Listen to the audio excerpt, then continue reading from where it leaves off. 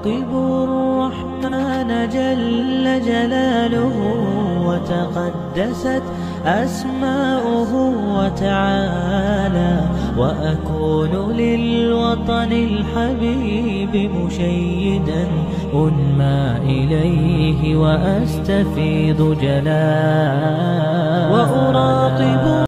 بسم الله الرحمن الرحيم. يا أيها الذين آمنوا اتقوا الله وكونوا مع الصادقين. منگا دخپل قدرمند رور شیخ ابو تراب نعیم الله الباجوری صاحب سره ملو شو په سوات کې په یو پروګرام کې ملګرو یو ځای کړو.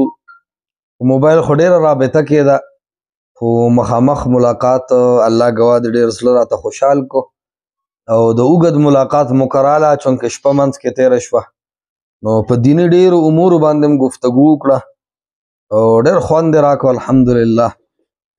بیا شیخ سے محترم را تخپل کتاب تحفه کو الضرب القوی علی من رد سنت النبی صلی الله علیه وسلم او ډېر ښکلی کتاب دی، پنځو مسایلو باندې مشتمل دی.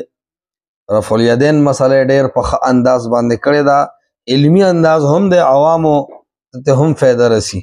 فاتحه خلف الامام، الصلاة فی النعلین، اثبات المسح علی الجوربین، مسألة الآمین بالجهر. نو ډېر ښایسته کتاب دی، دا هم راته تحفه کو. الله سبحانه وتعالی دې ته ډېر لوی اجر ورکړي.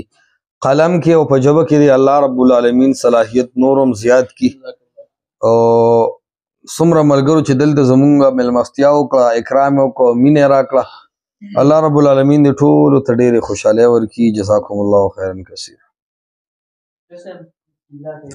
مزه مختصر شکریہ شیخ صاحب بس ادا کوم صحیح ان شاء الله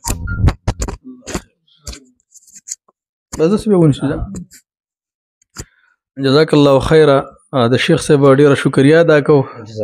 ما ته ملګری ویل شیخ صاحب محترم منګل ته څه کارونه مو د مدرسې او دی ویل چې به مفتی صاحب هم راځي نو ما ورته ویل چې اوس خو خامخا درځم ځکه د هغې سره خو ملاقات زموږ ارمان دی.